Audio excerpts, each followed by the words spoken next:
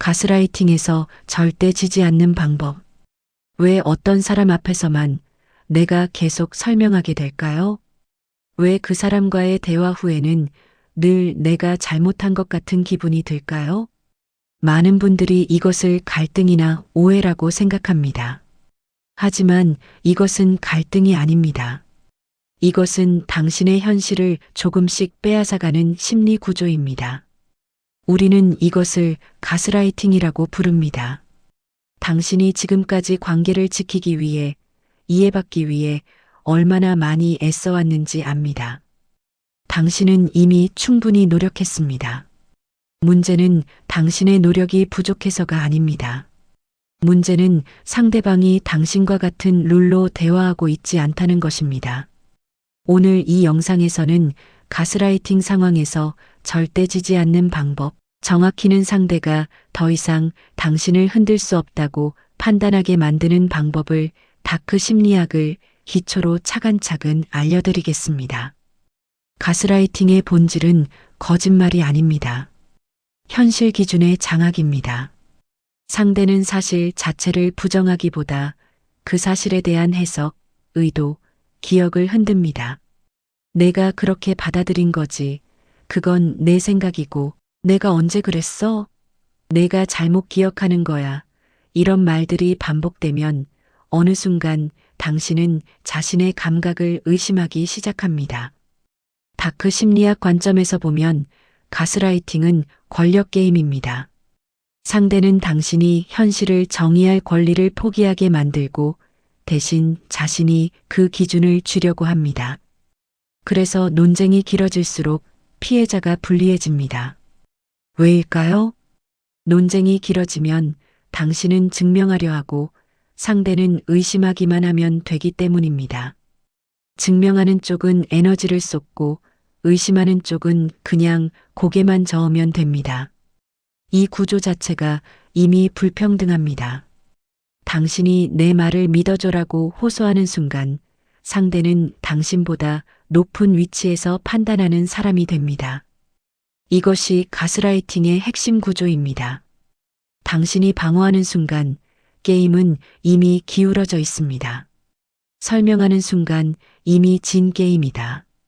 가스라이팅 상황에서 가장 위험한 행동은 바로 설명입니다.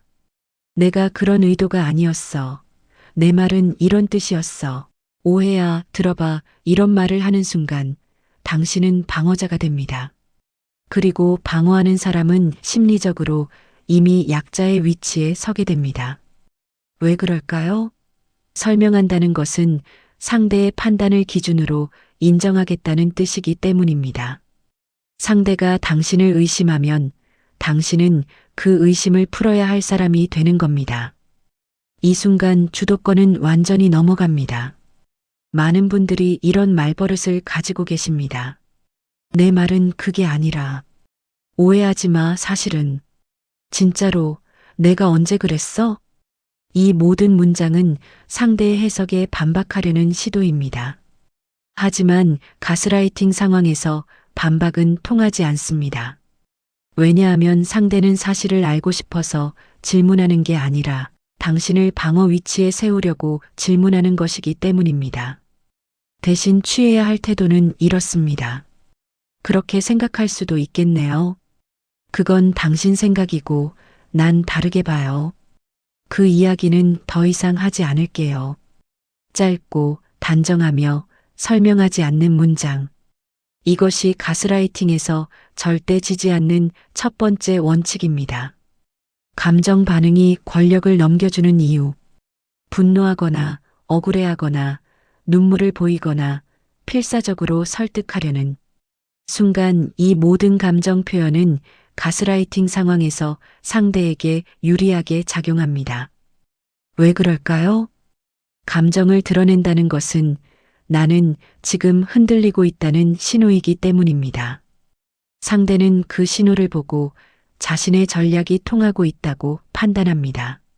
당신이 화를 낼수록 상대는 봐, 너 지금 감정적이잖아 라고 말할 수 있습니다. 당신이 울수록 왜 그렇게 예민하게 받아들여? 라고 말할 수 있습니다. 감정 표현 자체가 나쁘다는 뜻이 아닙니다. 감정은 인간으로서 당연한 반응입니다.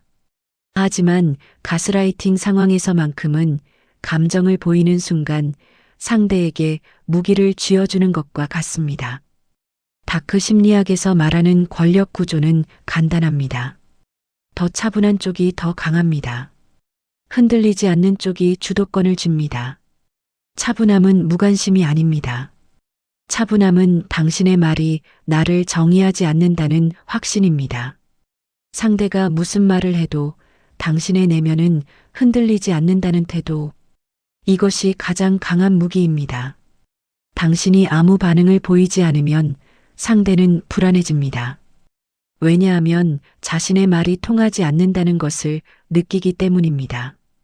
가스라이팅은 상대의 반응을 먹고 자랍니다. 반응이 없으면 그 게임은 더 이상 작동하지 않습니다. 기억 싸움에 절대 들어가지 마라. 내가 그때 이렇게 말했잖아. 아니야, 난 그렇게 말한 적 없어. 분명히 했어. 내가 기억해. 아니, 넌 잘못 기억하는 거야. 이 대화 익숙하지 않으신가요?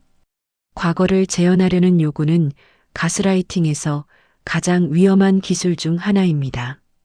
왜냐하면 기억은 애초에 완벽하게 일치할 수 없기 때문입니다.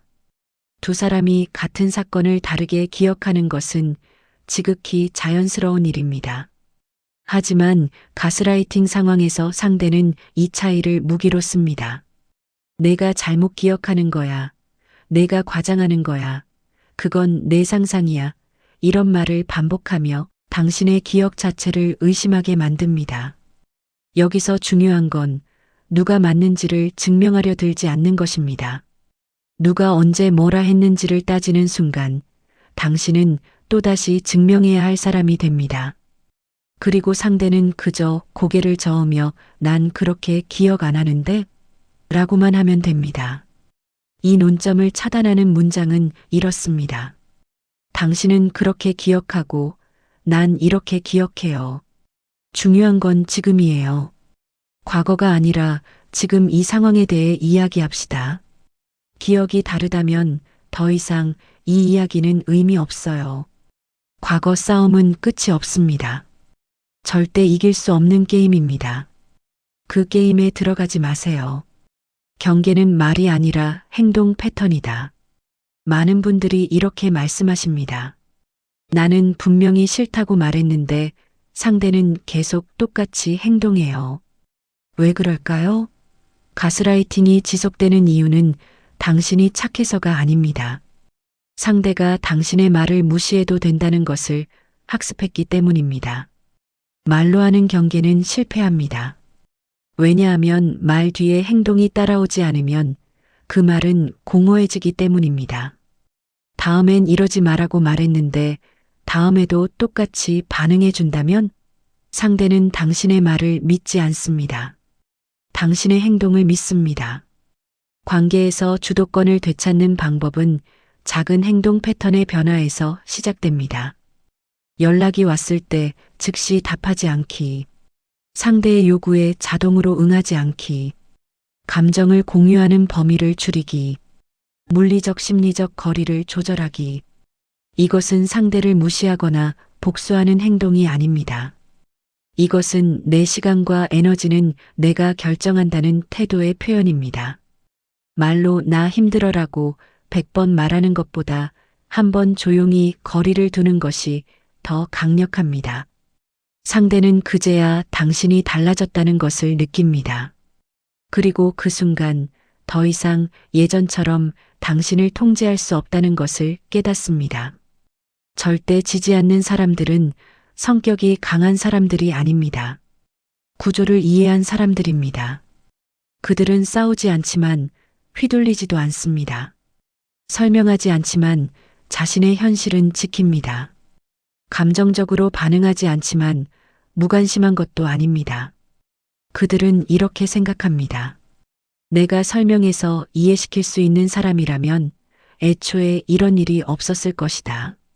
상대가 나를 어떻게 생각하든 그것은 상대의 선택이다.